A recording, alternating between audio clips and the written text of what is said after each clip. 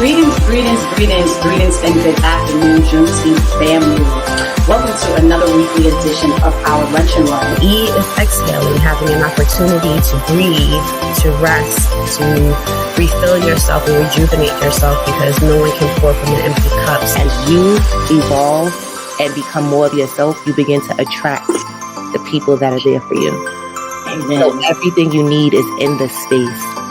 You have to learn from your mistakes. Once you make a mistake, sit down, recoup, and then start over. And once you do that, you say, I got that. See, Juneteenth means to me, I would definitely say empowerment and education. When I experience it, it's like just coming together and, being a part of something bigger than myself, and A new start, starting a new chapter, opportunity, new beginnings, all of that.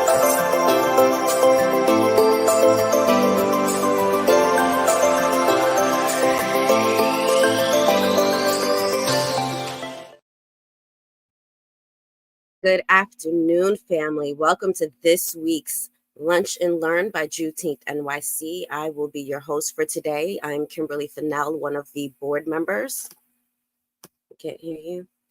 I'm Kimberly Fennell, one of the board members, and I am excited to introduce today's guest. Her name is Lydia J. Carlis. She is the Chief Imagination Officer for Imagination Enterprises and an expert in personal branding, and has helped numerous female leaders of color achieve their goals in the global marketplace. Additionally, Lydia's extensive experience in education and consulting and visual arts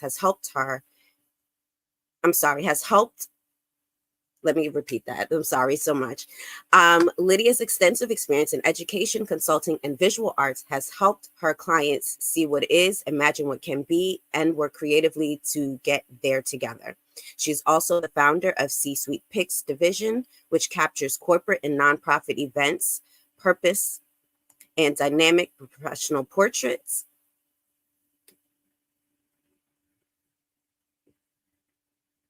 Sorry, I lost my spot.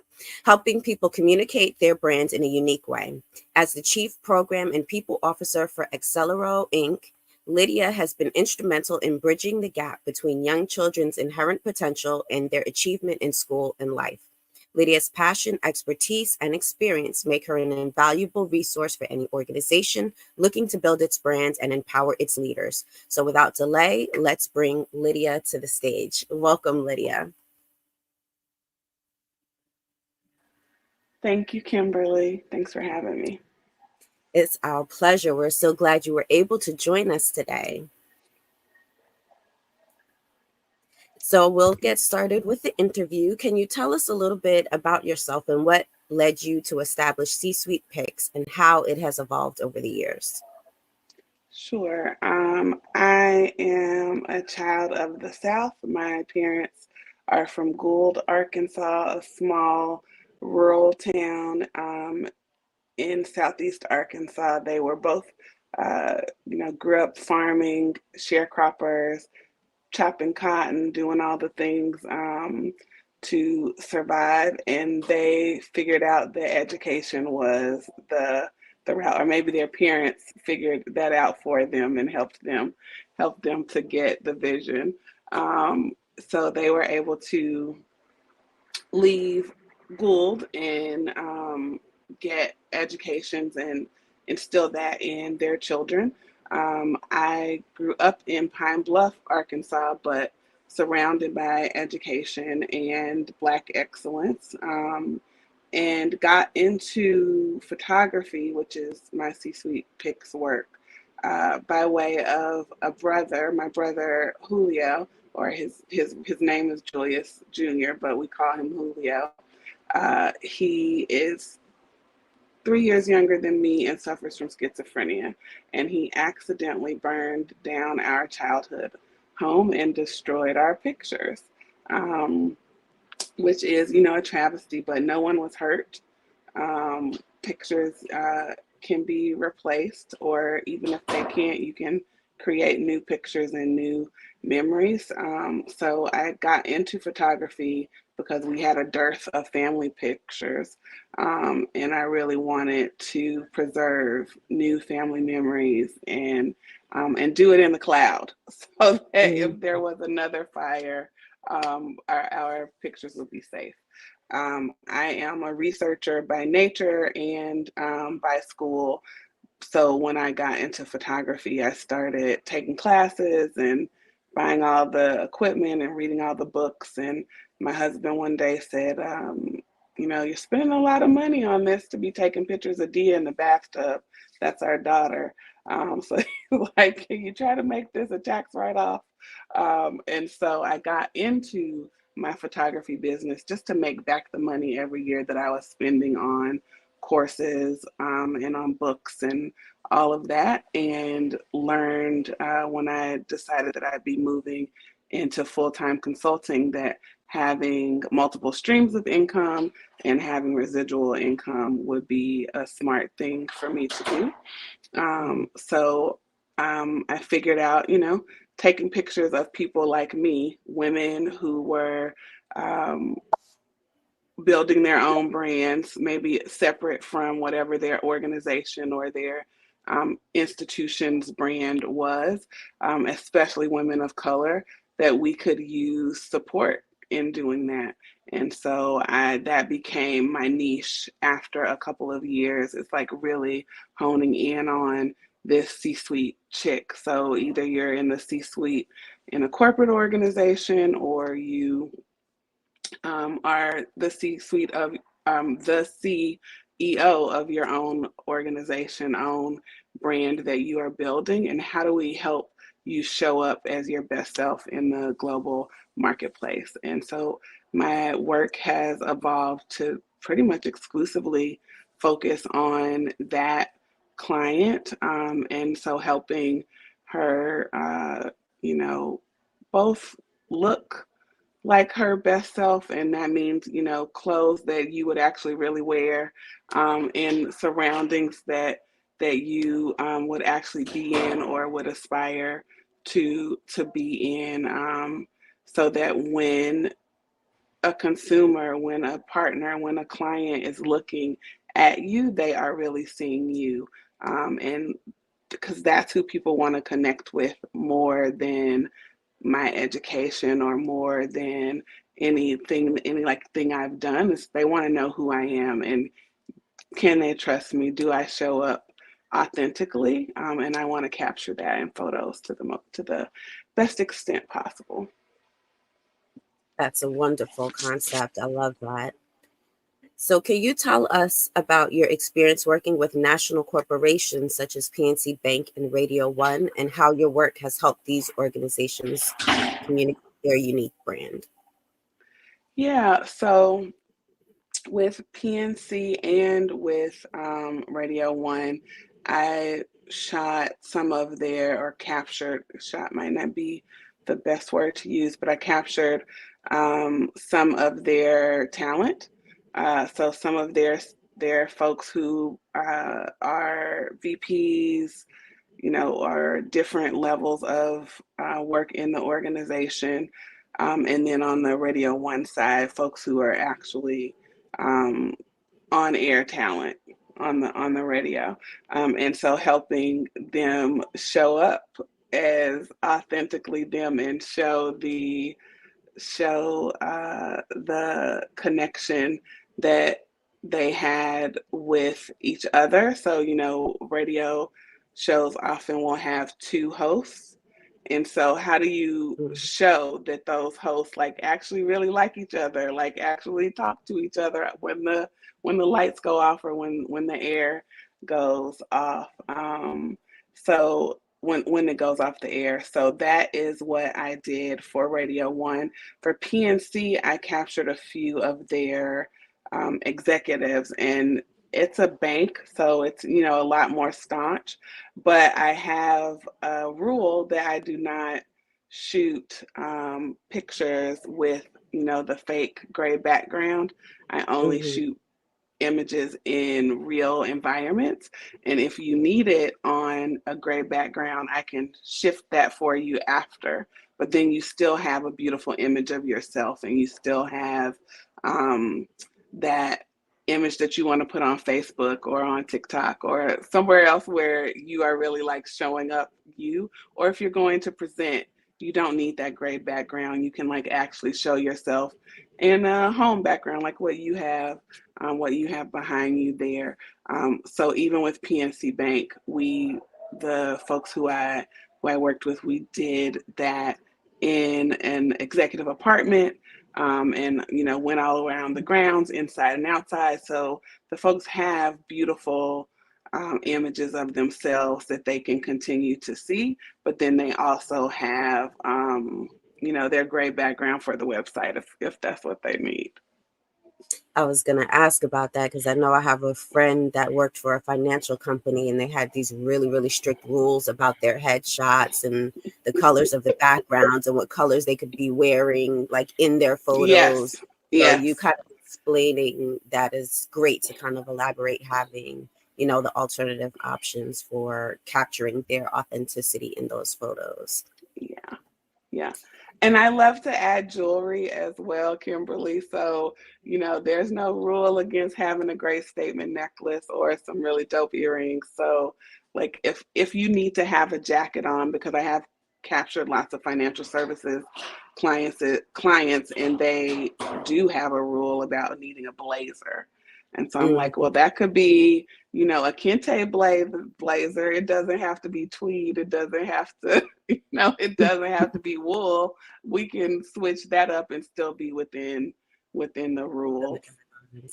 Yeah. That's good to know too. I didn't know that, because I would have assumed, particularly for a financial institution, they want like the black or the navy or something that's kind of conservative. But being able to switch that out sounds amazing too. Yeah. So you mentioned being passionate about helping female leaders of color use personal branding to show up as their best selves in the global marketplace. Can you share some additional strategies in addition to the ones that you just mentioned about achieving this goal? Sure. I think first, knowing why you are taking the images at this time is important. It's important for me to know as the photographer, but it's also important for you as the client to like think about, like, why am I choosing to do this now? What is it that's different today than yesterday? Or I've thought about taking pictures for 3 years and I haven't done it. Why am I right now doing this? Who is the audience, or who are the audiences who I want to be consuming the image? Like, who's going to be looking at this? If it's like, if it's for work, who's your target market? And like, you can be authentic in many different ways. Black people are super good, and all people of color especially, we have to be good at code switching. And a lot of times you just think of that as speech. How you speak with your girlfriend is different than how you speak with your partner. How you speak with your child is different than how you speak with your parent. That's code switching. But also how we show up, we code switch. I'm in, my Howard University gear today, dressed down, but I wouldn't go to my first day of a business meeting in a sweatshirt, where I would go in something that shows a little bit more that, I put some thought into what, how I am going to show up for this business setting. And so thinking about what is business for you, if you have a hip hop business, then you're not going to come in a suit. If you have, so I think like really being intentional about who it is that you are wanting to attract to your image is important to show up as your best self, because there is a big marketplace, but everyone's not your client. And so you have to be really intentional about the subset of the marketplace that you are trying to go after.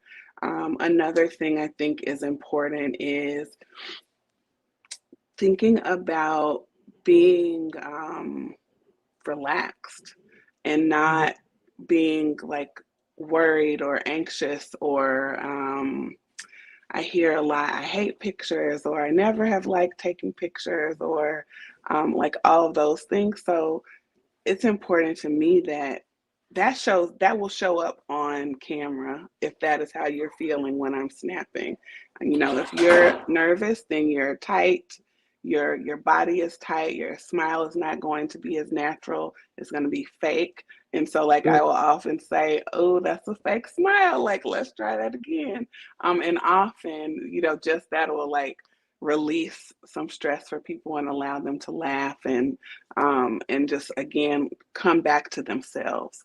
So it's really about being fully yourself, but the best of yourself in that day, because you want, and you do that through multiple outfits. You do that through um, thinking outside the box. Like, okay, I bought all these pieces, and I maybe wear them in one specific way, but today I'm gonna like be open to thinking about different ways I might switch these outfits up. And one last thing that will seem really silly, but it makes a very big difference when you go take pictures. Pull your bra strap as tight as possible.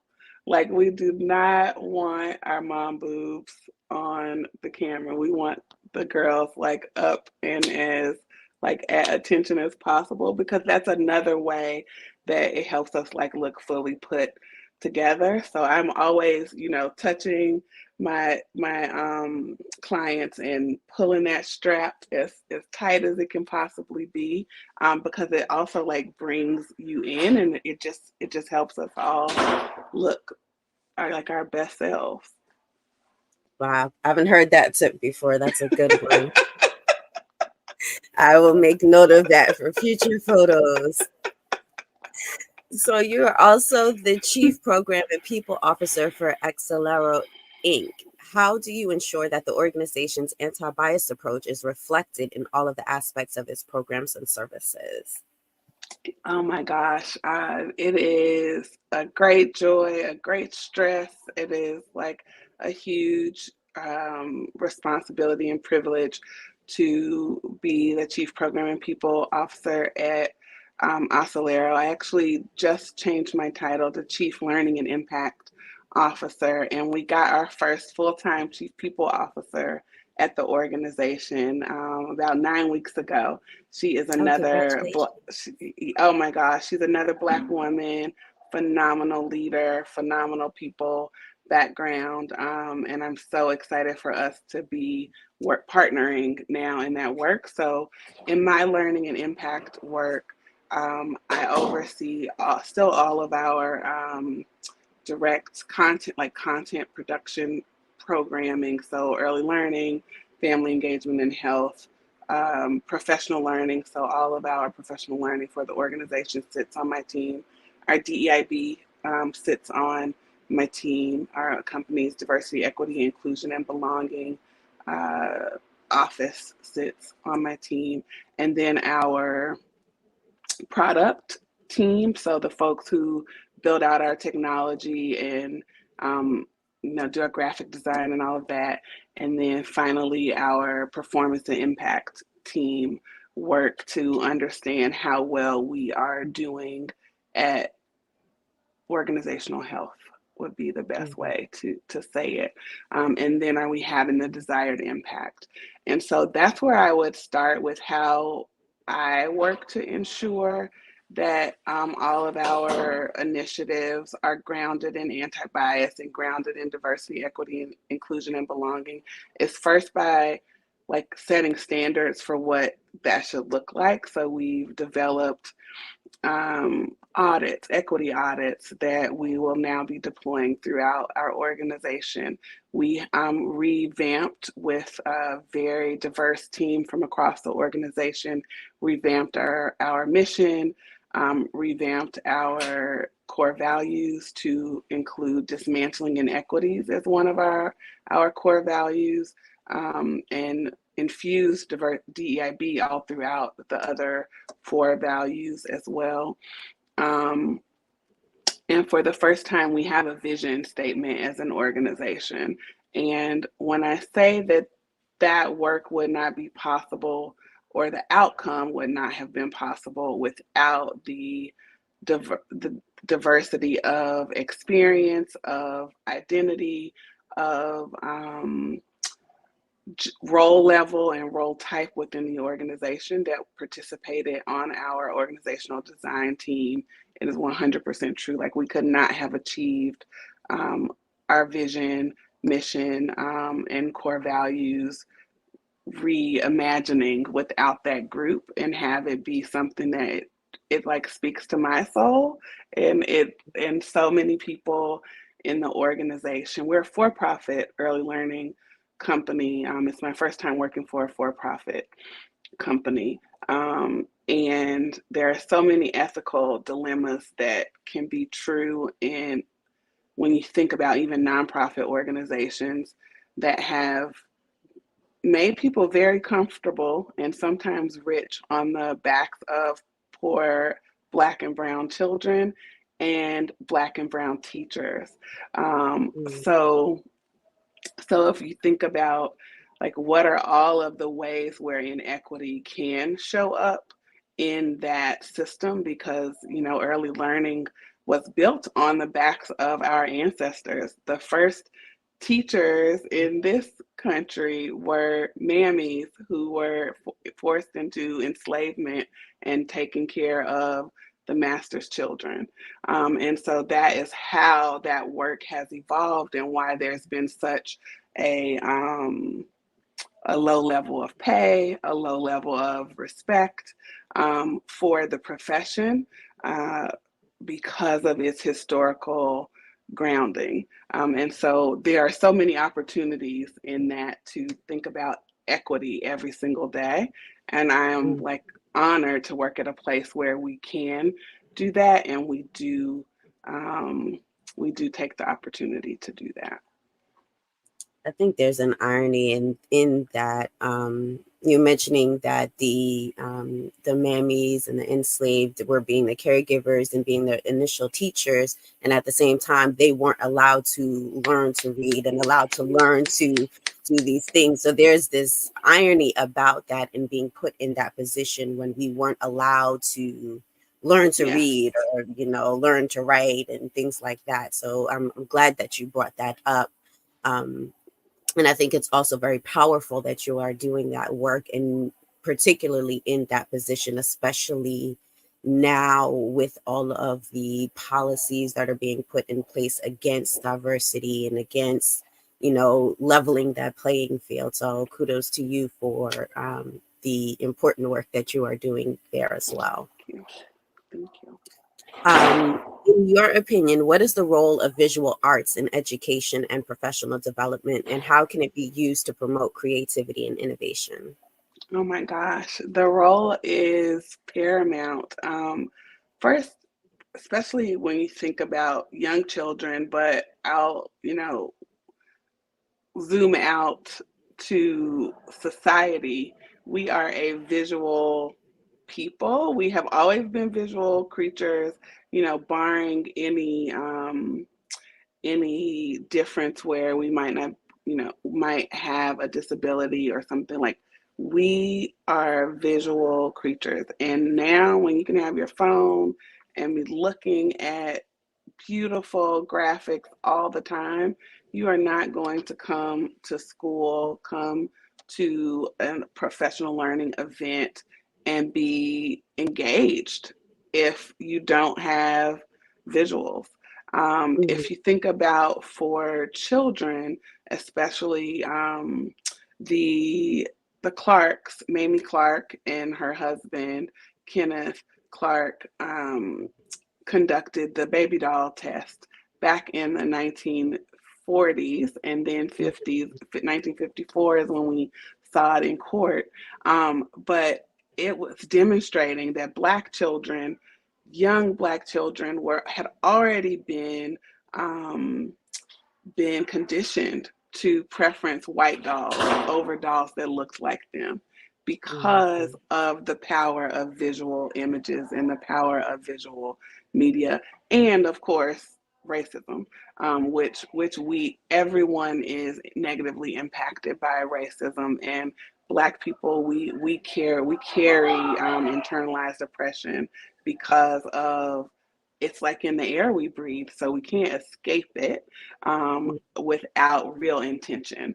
And so I believe that visual arts, visual imagery has the power to help children see themselves in positive light from every age. It has the power to help white children see us in positive lights from an early age. And that is just as important as us seeing ourselves. We need to counteract the images that we see on Fox News or even CNN, or anywhere else that we might look, of death and of police brutality, like all these things. Like, yes, that is true. And yes, we need to know and not like forget that that is happening. We also need to see the joy. We also need to see the wellness. We also need to see the excellence. We also need to see the hope that we all embody and can embody. And so I think that especially for young children, it's like so important to me. But then when you get into adulthood, you don't stop dreaming, you don't stop aspiring.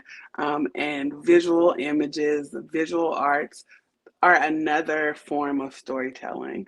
So you can read it on the page, or you can see it in a picture, or watch it on a movie. It's all storytelling.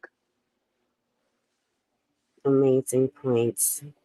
So tell me, what do you think are the biggest challenges facing education policy in the United States today? And how can organizations like Acelero Inc. play a role in addressing these challenges? One of the biggest challenges, especially in early learning, is pay inequity and pay for our teaching staff, for our family advocates, and folks who are working directly with families and children every day. Our policies are not set up to even pay them a living wage in many states and even in our federal programs. So, but that has to be a priority, is that we know that the brain is developing its fastest when children are 0 to 5. We are putting all of these restrictions and rules and policies into place that take care of kids' safety, but not of their wholeness and not of their full academic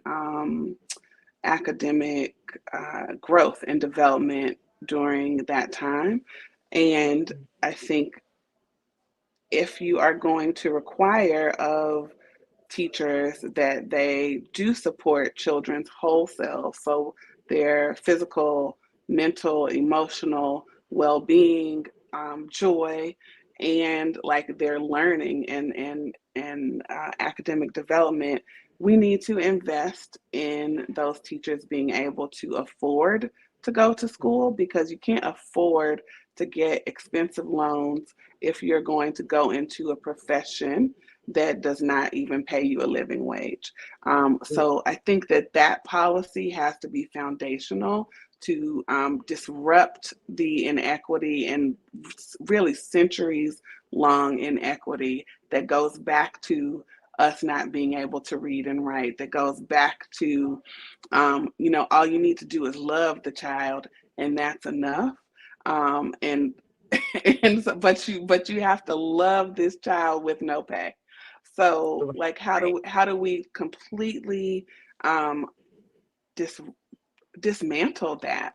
And then I think all the other policies will build on that. But if at your foundation you are a racist like a racist institution that is built on, founded in, grounded in white supremacy culture. Like there is so much unearthing to do for you to actually respect and fully compensate the leaders, the folks who are willing to be on the ground every day doing this life-changing, life-forming work with children every day. So and their families. So that would be my most important policy. And that's very important. I think being able to, especially since education is such a foundational thing, doing that work and then being able to sustain yourself is huge. Yeah, yeah. And you And asked so me what is, you, sorry, yes. Kimberly, Mhm. you asked me what is Oscillero doing toward that. And when I joined, we were in the middle of the pandemic, really I joined November 2020. So, not even a full year into the pandemic. And we were given, as an organization, lots of federal funds for to sustain and to like put in place different initiatives that would shore up what was going on with our staff, with our children and families. And we were able to make a decision that was very important, and that was to use a good portion of that funding to ensure that 100% of our staff made living wages throughout the pandemic. That was not something that the regular funding mechanisms created a reality around. But with that additional funding through the pandemic, we were able to do that. And our chief financial officer and another group of amazing staff from across the organization formed a compensation working group. And their charge has been to sustain those living wages for 100% of our staff within 5 years. And they have made so much progress even within a year of being formed. Because again, like yes, we are there to impact children. Yes, that is our vision and mission. And we know that we cannot do that without people. And if we are not doing our best to make sure that we are taking care of our people and we are fairly compensating our people, then we won't be able to keep them in place and like actually achieve that vision and mission. That's amazing. Kudos to you all for doing that. And hopefully other educational institutions can follow suit. Yeah. And so you wear many hats. You mentioned being a mom, being a wife, you're juggling responsibilities at Imagination, at C-Suite Pigs, at Accelero. What advice would you give to individuals who have to juggle multiple responsibilities, or other working moms that are juggling multiple responsibilities? Yeah, I would like if you watch a juggling act, they pick up and they put down. They are not always juggling the same number of things. So they add some sometimes, but after they've like gotten their bearings with the number that they already have in their hand, then they'll add another one. And then if they want to do a new trick, they might put 2 or 3 of those pieces down. And so that is what I would say is really important for working women, for humans, but we're focusing on women, to understand is that we don't have to just keep crowding our plate. We can pick up things and put them down, and prioritize at different times of the year, of our careers, of our children's lives. Like we have to be able to live and breathe and rest and again like find joy. So yes, you may have to pick up some other things, but be thinking about what you can put down, and while you're doing that, or what you can at least put on pause.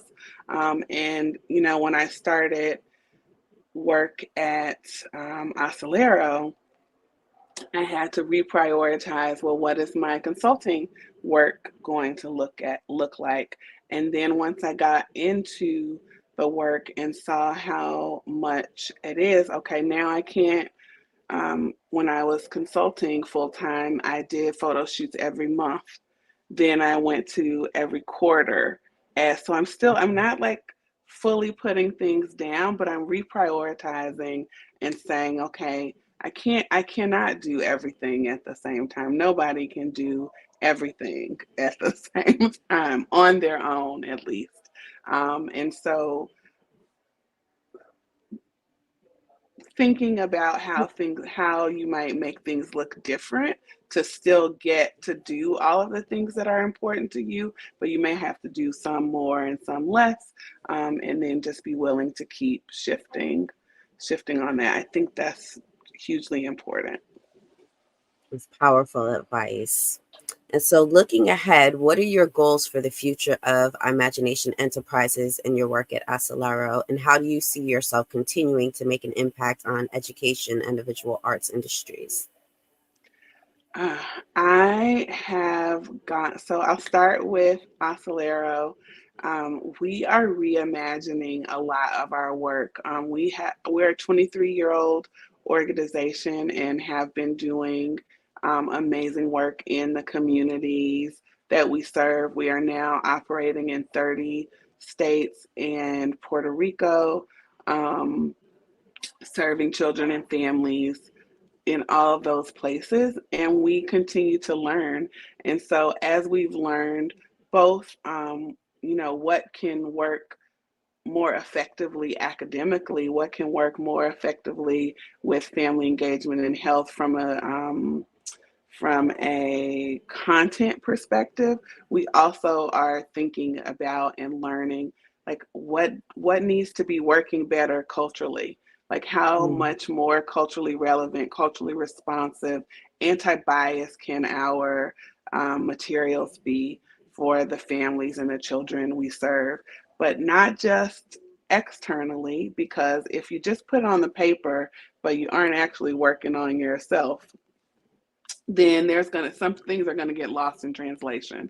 And so I have a really big push, and so do like so many people in our organization, to make sure that we are doing the internal work to be less racist, to be less biased, negatively biased, because everyone has bias, but to not let those biases disproportionately negatively impact folks, marginalized folks within our organization. Because again, we can't just think about what we put on a page to go out. We have to think about who we are as an organization, how we operate together, what our policies are. So I would say that is the biggest push that I have, is that DEIB should never just be the thing that sits with my vice president of DEIB. It has to be something that becomes owned by the entire organization. And that won't happen unless we are building out training, coaching, learning communities, facilitations, workshops, like opportunities for people to learn and talk and practice and mess up, because it is a messy work, but opportunities for people to fail and like continue to try.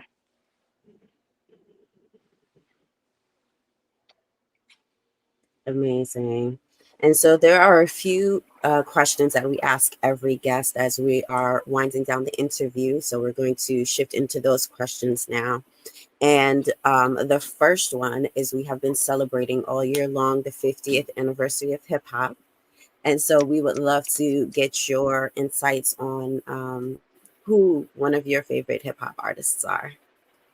Yeah, so I will say Lauryn Hill. This might be weird. I don't really listen to hip hop. I read hip hop, like poetry or like a story. And I use but Lauryn Hill I listen to. I love singing. And why she is one of my favorites is because, one, I can fully understand her lyrics.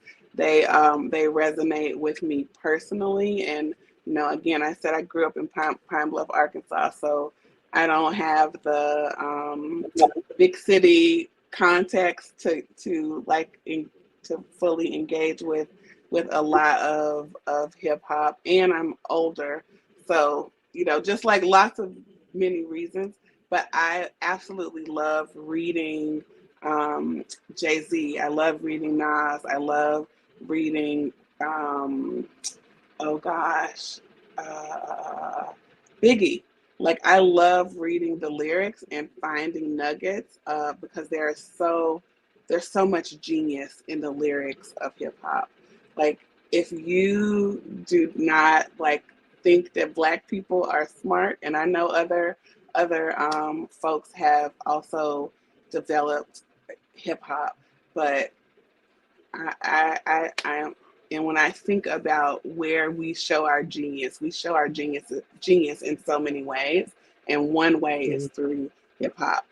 The lyrics are amazing, and so I often like to, when I am presenting to funders and CEOs, drop a Jay-Z lyric or a Nas lyric in there so that they can see that it's not just these business school books that you can learn nuggets from. Brilliance is all around, and wisdom is certainly wrapped up in lots of lyrics that you can read or listen to through hip hop. I love that answer. That's amazing. We're also approaching the holiday season, and so Kwanzaa is coming up. Can you tell us a little bit about what Kwanzaa means to you? Sure. It means family. It means faith. It means community. I told y'all I grew up in Pine Bluff, Arkansas, but we actually celebrated Kwanzaa growing up. I don't know how it made its way to Pine Bluff that early, because it was earlier, and it's just now where I'm seeing more folks really talk about Kwanzaa everywhere. And we actually celebrated it in our church, or through our church. And one of my fondest family memories is we made a family quilt, and we each had our own square, and we put that together for Kwanzaa over the days of Kwanzaa. But I see so much opportunity from the principles and the concepts of Kwanzaa, because there are things that Black people, again, African people, diaspora descendants, we use those every day. We use those principles every day when we are at our best selves. And so Kwanzaa is, it's home.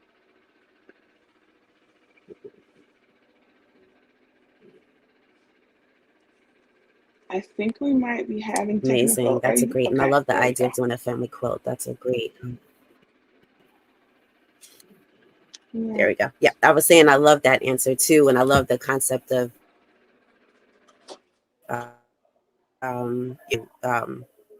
yes, to capture for your family. And so we're also Juneteenth NYC, so we also do a lot of education relative to Juneteenth and Black history. And so can you talk a little bit about Juneteenth and what that means to you? Yeah, it means freedom. It means knowledge sharing, and I think I'm really big on, the concept that one person is not free until everyone is free. And so just the facts of what happened with Juneteenth and people learning, we actually were kind of free then, but we just didn't know it. And now we actually can have what should have been given to us, maybe this never should have happened, but if other folks knew and we were delayed in our knowledge, then we were being denied something that was rightfully ours. And so that feels like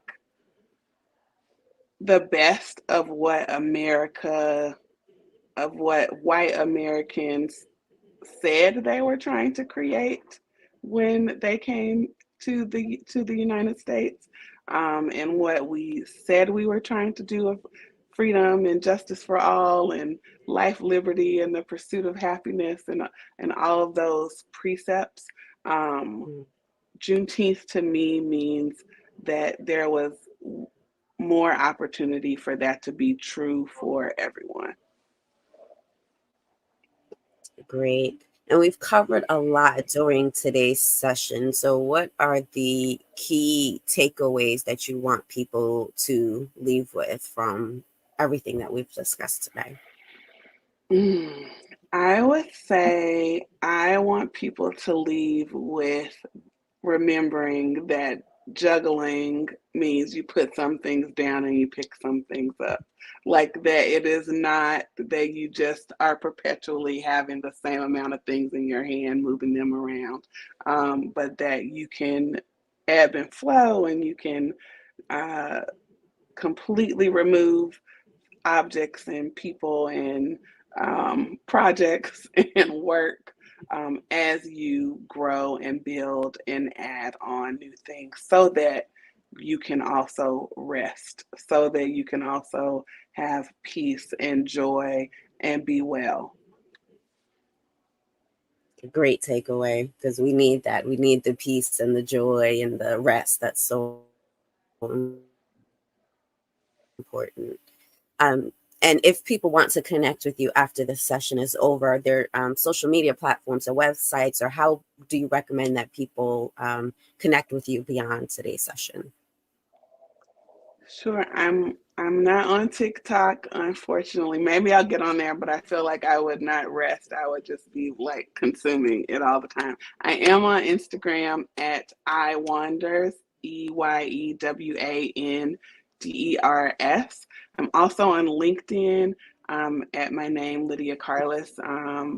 Those are two great platforms to find me. I'm on Facebook, but I have a private Facebook platform, and I'm almost at my friend's limit. So Instagram and LinkedIn are great places to connect, and I do answer my messages on both.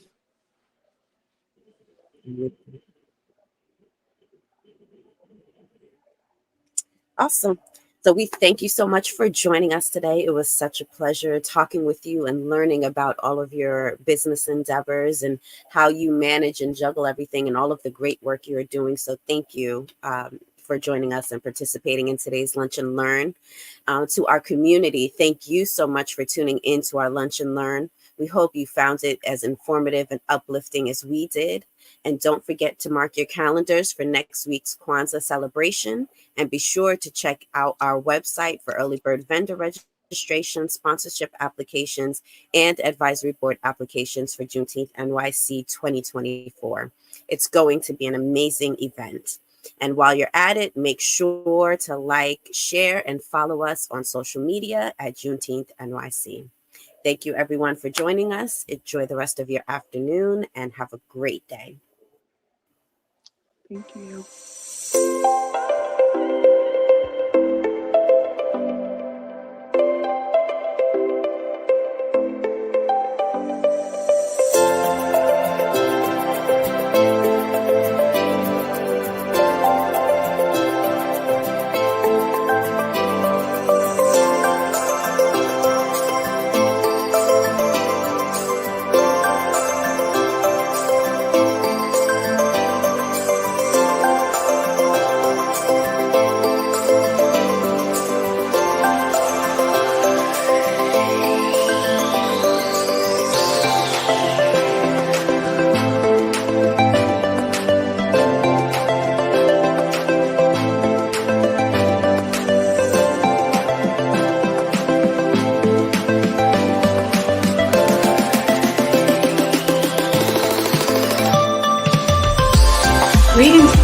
Greetings and good afternoon, Juneteenth family. Welcome to another weekly edition of our Lunch and Learn. E is exhaling, having an opportunity to breathe, to rest, to refill yourself and rejuvenate yourself, because no one can pour from an empty cup. As you evolve and become more of yourself, you begin to attract the people that are there for you. Amen. So everything you need is in this space. You have to learn from your mistakes.